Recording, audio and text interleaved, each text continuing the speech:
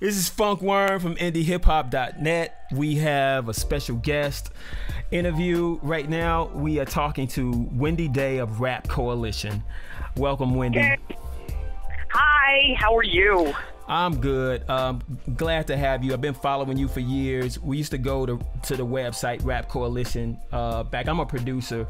When we were all huddling trying to figure out what the hell was going on in the rap industry, we would go to your website and we would print shit out and we would study that shit like it was the Bible, you know? Oh, that's huge. That's huge. We loved your site, and so it's a pleasure to have you.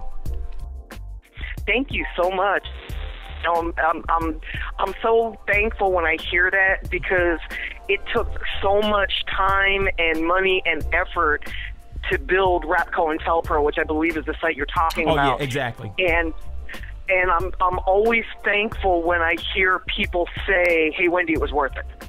Absolutely. It was such a treasure of information there. I can't even begin to tell you how valuable it was, and I know it helped a lot of other people, just like it helped me and other upcoming artists trying to get in the industry. Yes, yes. On a happy note, I'm rebuilding it right now so that it reflects the music industry and, you know, the current changes, because it was very out of date by the time it came down. And I'm really thankful that it came down. I didn't plan on it coming down. For some reason, it just sort of evaporated. And when I chased down the reasons that it came down, it was because it was hosted by GoDaddy, and I had changed credit cards, but didn't update them with the new credit card. So they just shut it down as if I hadn't paid my bill. I get so much spam email from them. I have to be honest, when they send me emails, I don't even open them anymore. They just send me too much sales shit. So it's a shame. I totally missed the fact that, you know, they kept sending me notices saying, "Hey, we're going to take your site down because, you know, we can't get the little $4 a month off of your credit card anymore." And unfortunately, I didn't respond, because I just don't respond to anything that they send me. So all of a sudden, one day, I get this email from some kid saying, "Hey, what happened to your website?" I'm like, "What do you mean?" Right.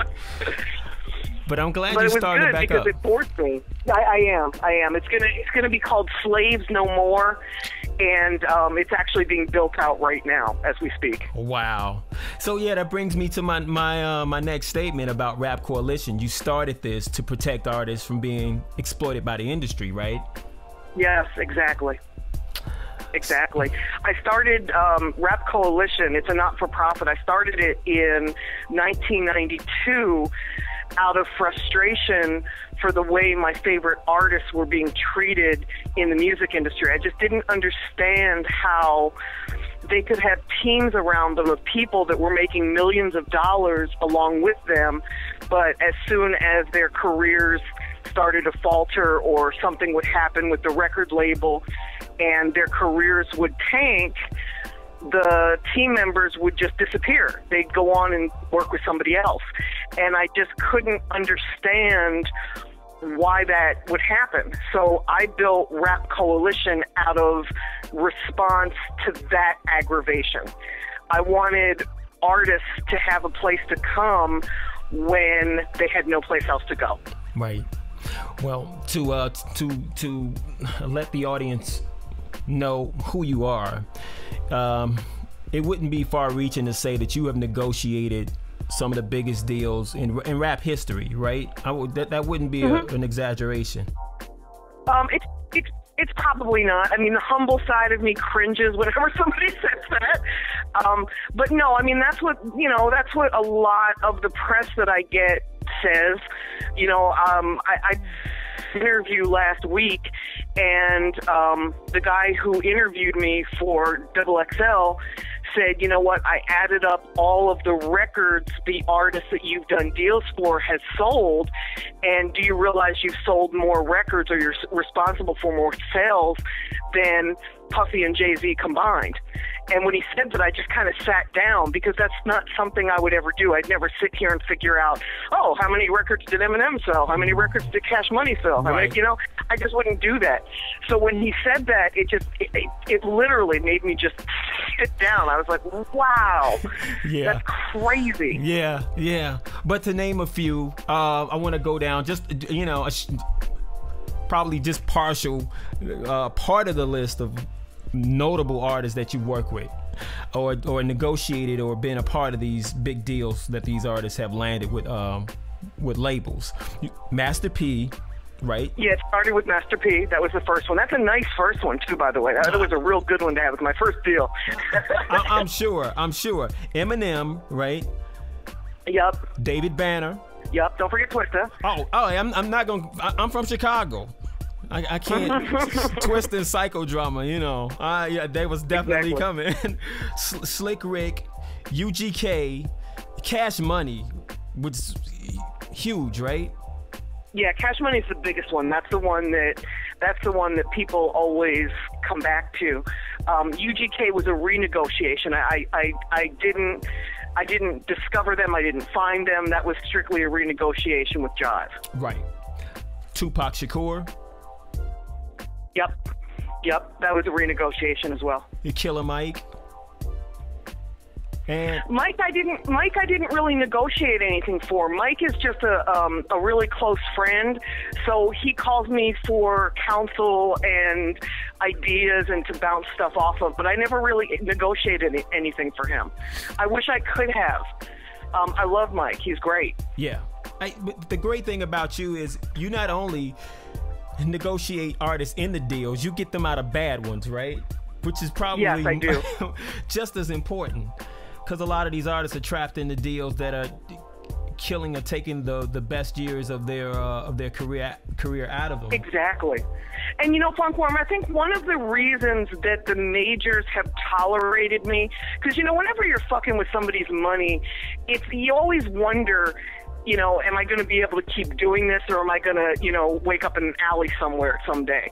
And I think one of the reasons that the majors tolerate me, I think there's two reasons.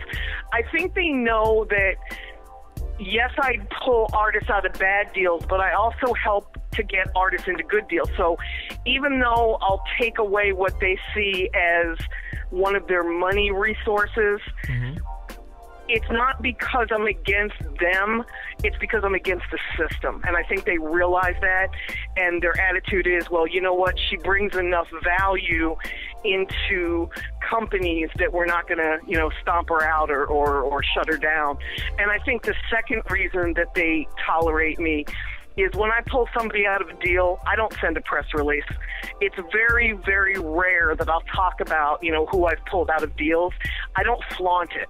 Right. So it's not like I'm pulling somebody off of Sony or Def Jam or Jive and then going around saying, yeah, yeah, yeah, yeah, yeah. You know, I do it very quietly. I do it without fanfare. I don't rub anybody's face in it. So nobody, you know, nobody's embarrassed. You have a new book, which I have not mentioned yet, which is titled How to Get a Record Deal, right?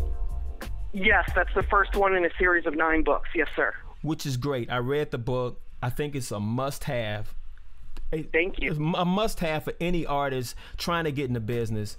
I even go as far as to say, even if you're a veteran in the business, I've been in the business, so even reading this book exposed me to a lot of shit that I didn't know about, or was just some eye-opening perspective from you. It's a must-have for anybody in the industry. I can't think of I can't, especially if you're in hip hop and rap. I can't equate. There's not another book out on the market that's its equal. Nowhere. If you're in a business, you be. And I bought the book. It cost me like I think $6 or $6 or $7 on Amazon. I mean, come on, get the book. You spending more than that for a fucking hat and some gym shoes, you know, and that's not going to do anything for your career. Or for lunch, you know. I was joking on Twitter yesterday because I spent more for lunch at McDonald's than my book cost, and it made me laugh. It's like, man, I've made it so that there are no excuses. Exactly. Is that the reason why it's so it costs so little? Yes, that's exactly why. Yep. You know, it took me 20 years to write this book, you know, and I don't mean it took me 20 years to sit down and type it out, because it actually took me 2 weeks once I finally sat at my laptop or my iPad and typed it out. But I knew that artists don't like to read. So I always waited for somebody else to write a book. And I always said to myself, well, damn, when is somebody going to write this book about how to get a record deal? I'm tired of artists asking me the same question over and over and over. When will somebody do this? And then finally this spring, I said, you know what? It's going to have to be me, because nobody's doing it. Exactly. And the thing is, any book that's come out prior to 4 years ago is kind of almost irrelevant. Wouldn't you agree? You're right. Because of the changing landscape of the business. Yes, absolutely. You leave no stone unturned. I mean, you talk about the blogging, you talk about streaming, you talk about what artists have. You go through all of the labels, the different type of label deals. You talk about the statistics, the way you break down what these artists are getting after they land these deals. It's so thorough. Exactly. And I even discussed, and this is something nobody ever does, you know, nobody ever looks at it from the artist point of view. They always look at it from the label point of view, like, well, what does the artist need to bring to the table to get signed? Well, I even looked at it, I flipped the script, and I looked at it from the other angle. Well, what should the artist be looking for in a label? What should the artist ask in the meetings with the labels? Like, what can the label do for the artist? Absolutely. So I even flipped it and brought it from that angle, which is kind of cool. It's great. And every music business book that I've read, you know, prior to this, it's always so broad. You know, they have stuff about venues, and it almost caters to like indie rock bands. It's more so leaning toward that. This is really genre specific.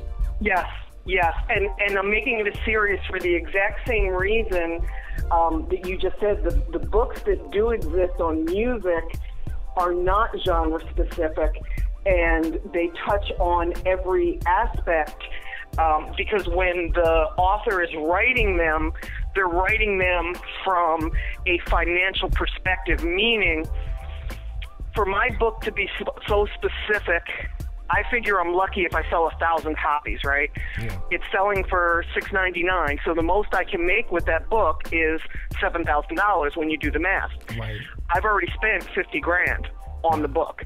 Most people, when they do something, they do it with financial intention, which is smart, because that's business minded, right? Sure. If you're gonna spend $50,000 on something, you want to make sure you sell at least 50,000. I didn't do it from that kind of perspective. I did it from the perspective of, I don't care how much fucking money I make with this book. I'm going to make it inexpensive so that people will buy it. I'm going to charge enough so that they have to come out of pocket and spend something and show that they can support and they care. But the goal wasn't to make a book to make money. And that's what most books do. And that's why you see a book like Donald Passman, which is a great book. Yeah. That's why you see a book like Donald Passman appealing to such a variety of artists and such a broad spectrum of topics, because he needs to sell 10,000, 20,000 copies in order for it to be financially feasible for him to keep updating it and to keep writing. Right. I didn't come from that perspective. My goal in this book was to get the information out there, not to build a business around the book.